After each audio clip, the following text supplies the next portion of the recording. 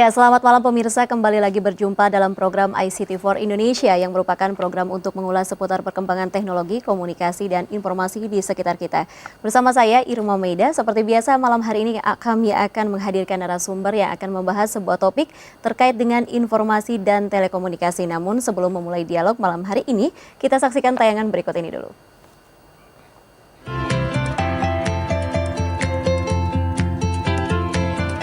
Dunia internet sudah menjadi hal yang biasa bagi warga ibu kota. Bagaimana dengan warga desa?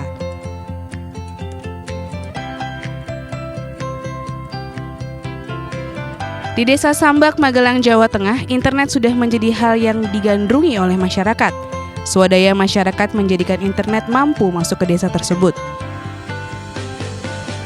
Internet masuk ke desa digagas oleh Radio Komunitas Kampung Pintar atau SKP-FM. Warga bisa menikmati akses internet dengan mudah dan murah. Mudah dan murah karena tidak perlu jauh-jauh pergi ke warung internet atau warnet. Paling dekat dengan Desa Sambak adalah 3,5 km bahkan lebih. Konsep Wi-Fi atau jaringan tanpa kabel RT/RW ini, masyarakat bisa menikmati akses internet dari rumah masing-masing. Dioperasikan dan diuji koneksi hasilnya cukup bagus. Hal ini mengingat letak geografis yang banyak pepohonan dan topografi yang tidak rata. Warga mengapresiasi kehadiran internet di desa mereka yang tentunya dapat membantu perekonomian. Hingga kini, warga Sambak berharap pemerintah dapat memberikan internet gratis.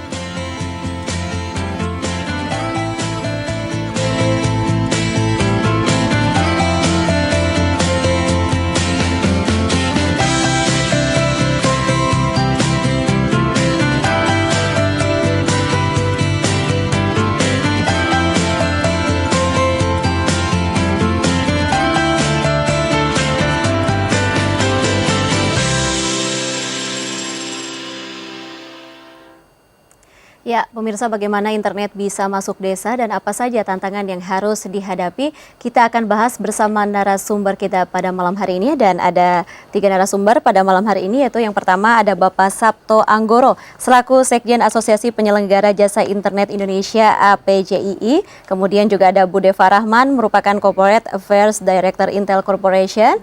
Dan yang ketiga juga ada Bapak Muhammad Ainur Rafiq, penggagas internet pedesaan. Selamat malam. Sehat? Malam. Terima kasih sudah hadir di studio. Ini sebelum kita membahas dialog lebih lanjut mengenai internet untuk desa, saya akan ke Bapak Sabto terlebih dahulu. Pak Sabto, bagaimana perkembangan internet dewasa ini untuk di Indonesia pada khususnya? Ya, kami dari APJI emang asosiasi kami itu adalah asosiasi yang membawakan seluruh penyedia jasa internet di Indonesia. Jadi yang menyambungkan internet itu adalah dari anggota kami. Sampai dengan tahun 2013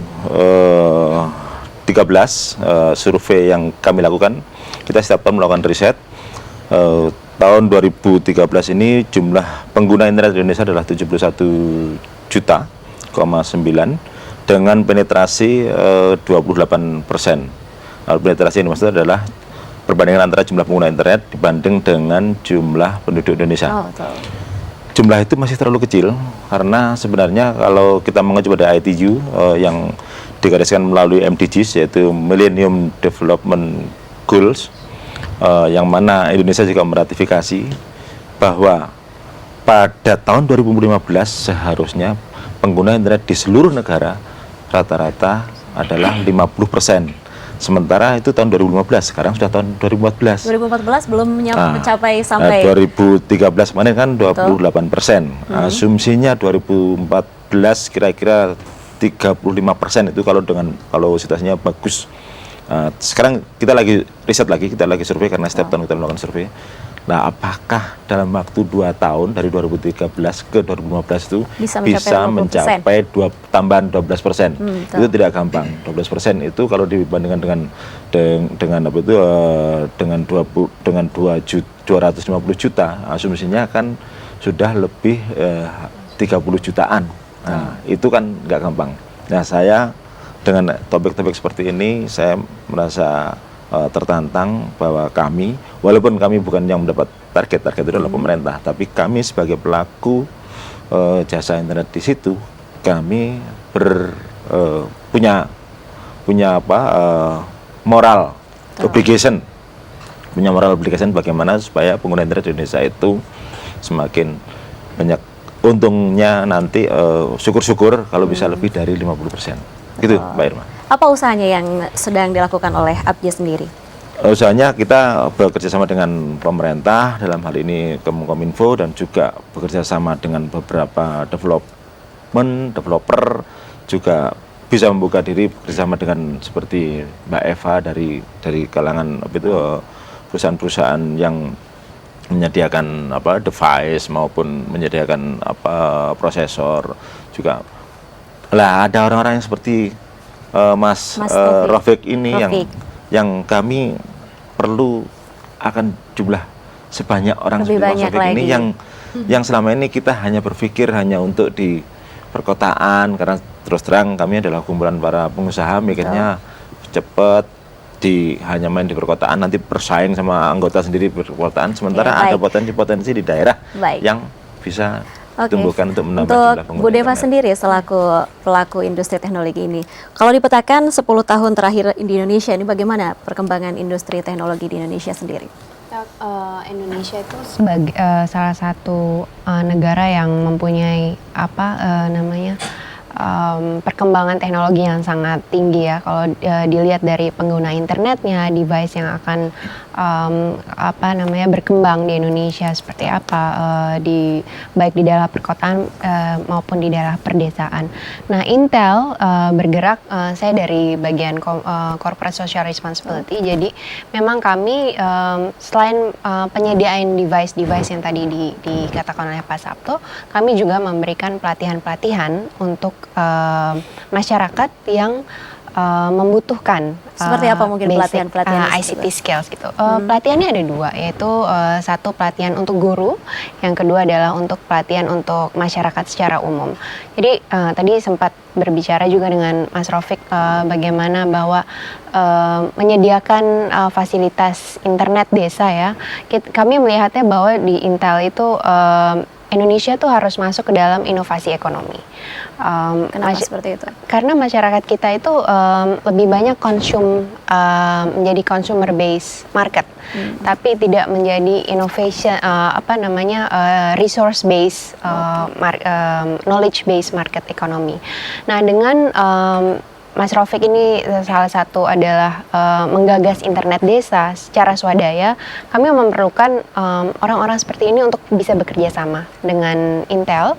Satu untuk penyediaan device-nya sendiri, yang kedua adalah human capital building-nya yang ke depan. Karena kita sekarang ribut ya Pak, membangun smart city. Sebenarnya yang harus dibangun adalah juga smart village. Ya, karena perkembangan perekonomian desa itu maupun pendidikan itu bisa sangat dimulai dari desa-desa sendiri. Betul. Nah, ini kita ke Mas Rafiq sendiri.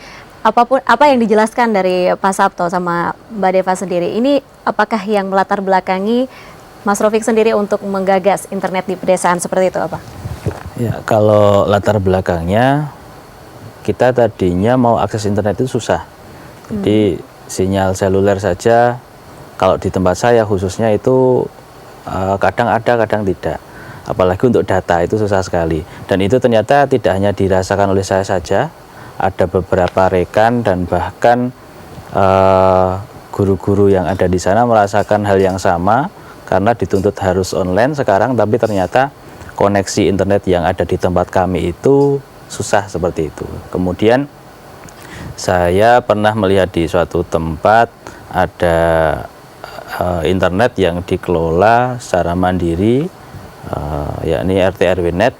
Kemudian kita cari informasi, kemudian kita ngobrol-ngobrol dengan beberapa rekan di sana. Setelah itu kita komunikasikan juga kepada tokoh-tokoh masyarakat yang ada di tempat kami. Namun itu pun juga tidak mudah. Jadi ada anggapan bahwa ketika internet nanti masuk itu lebih banyak dampak negatifnya. Nah, seperti itu yang kemudian kita coba meyakinkan terus beberapa orang yang masih beranggapan seperti itu. Ya sudah, akhirnya kita bergerak sendiri sama beberapa rekan pemuda yang kebetulan juga mengelola radio komunitas di sana. Kita cari informasi tentang alatnya apa saja, kemudian biayanya berapa, kemudian nanti aksesnya ambil dari mana, soalnya di tempat kami itu belum ada telepon kabel. Jadi dari kota tempat kami itu jauh, sama warnet aja sekitar 3-4 kilo paling dekat warnetnya. Ya. Baik, Mas Raufik, ternyata banyak sekali pasti kendalanya untuk menggagas internet di pedesaan sendiri. Nah, kita akan lanjutkan perbincangan ini, tapi sebelumnya kita ada jeda terlebih dahulu. Dan bagi Anda yang ingin bergabung dalam dialog pada malam hari ini, silakan menghubungi 2 line telepon kami di 021-391-9020 atau 021-391-9206 atau SMS ke 0857-101-22440 dengan format nama, spasi daerah asal, spasi komentar Anda. Kami akan kembali usai selingan berikut ini. ICT4 Indonesia bersama Mas Tel segera kembali.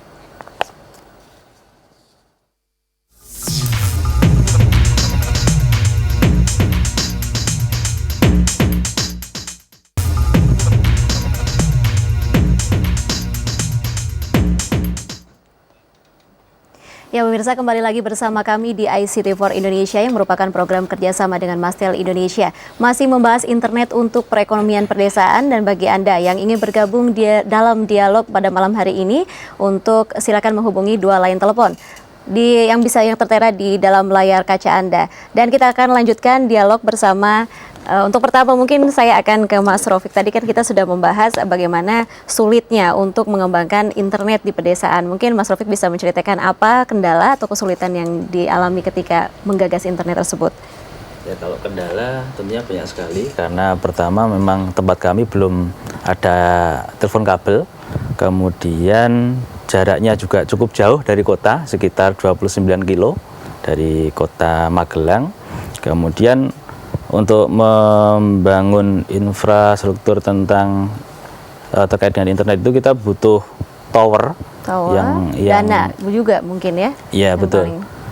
Kemudian kita juga awalnya meminjam beberapa rekan untuk merealisasikan hal tersebut internet. Yang penting terrealisasi dulu, nanti kita ya sudah pinjam dulu nggak apa-apa, nanti ya tetap kita kembalikan, tapi ya kita lihat situasi juga gitu. Nah kebetulan direspon oleh sekolahan, kebetulan di tempat kami juga ada SMP swasta yang kebetulan kita servernya di situ, jadi di situ. Kemudian direspon kekurangannya, kemudian ditutup oleh sekolahan itu. Begitu. Seperti Tapi itu. tidak ada bantuan sama sekali dari pemerintah. Pemerintah belum sama sekali. Kita ke Pak Sabto. Pak Sabto, bagaimana ini? Pemerintah sendiri sudah berupayakah untuk masyarakat Indonesia supaya melek internet, apa belum, Pak? Kalau dari sisi pemerintah, saya kan kadang juga terlibat untuk bikin untuk bikin roadmap-nya. Di pemerintah sendiri ada roadmap untuk itu, dan ada yang namanya program M-Plik gitu, untuk masyarakat kecamatan. M-Plik itu yang mobile, sama juga ada program Palaparing dan lain-lain. Itu juga sudah sampai ke kecamatan. Nah, masalahnya mungkin memang tidak seluruh kecamatan di seluruh Indonesia, memang dipilihin. Mungkin orang-orang yang seperti Mas Raufik ini belum mendapatkan bagian di situ. Tapi ada program seperti itu, dan itu selalu namanya program pasti bagus. Tapi pelaksanaannya selalu ada kekurangan ini dan itu, antara program sama turun bawah kan sering terjadi beberapa kendala. Tapi ada program dari pemerintah, saya sendiri mengakui itu ada, tapi memang bagaimana kita harus memaksimalkan itu. Dan dalam arti belum kurang sosialisasi atau seperti apa? Sudah jalan, tapi memang tidak bisa mencukupi seluruh. Jadi belum, tadi kan itu kan setiap tahun nanti daerah ini sudah dari sini. Nah, yang diharapkan kan seperti itu. Jadi nggak langsung seluruh Indonesia gitu, tapi memang pilihan, dan untuk saat ini mungkin bukan daerah yang terpilih, belum menjadi daerah yang terpilih. Tapi tetap aja kami dari APCI selalu sangat menghargai apa upaya-upaya yang dilakukan seperti Mas Raufik seperti ini. Baik, Pak Deva sendiri tadi memiliki banyak program untuk membantu mengembangkan internet di pedesaan. Ini kira-kira sudah berjalan sampai mana dan sudah dirasakan manfaatnya untuk warga pedesaan? Ya, Kalau Intel kan memang kami bukan penyedia jasa internet ya. Kami adalah perusahaan teknologi yang menyediakan banyak variasi device-device yang memang akhirnya mencoba membuat demand creation dari masyarakat. Nah, usaha-usaha yang dijalankan oleh Mas Rofik ini adalah usaha swadaya masyarakat yang memang kami sangat encourage, sangat menginginkan dari masyarakat bahwa melihat internet itu menjadi suatu yang produktif. Di Indonesia memang perkembangan seperti Facebook, Twitter, ataupun sosial media yang lainnya banyak. Bahkan kita dibilang sebagai salah satu ibu kota Twitter ya, ataupun Facebook di dunia. Tapi jumlah yang produktif itu memang masih lebih kecil dibandingkan dengan penggunaan yang quote unquote masih sosial media aja untuk chatting dan lain sebagainya. Nah, untuk Intel sendiri salah satu program yang kami jalankan adalah bekerja sama dengan ekosistem. Satu adalah ekosistem penyedia device dalam negeri. Misalnya kami juga bekerja sama dengan Telkom untuk menyediakan internet yang lebih murah. Salah satunya untuk guru. Dan baru-baru ini kami bekerja sama dengan ekosistem seperti penyedia seperti Acer, Speedup, maupun Telkom Indonesia sendiri dan PGRI itu menyediakan device Piranti Guru. Kami menyebutnya adalah Pirandu. Nah, Piranti Guru ini adalah salah satu program yang kami memang buat untuk menyediakan akses teknologi yang lebih baik untuk dunia pendidikan.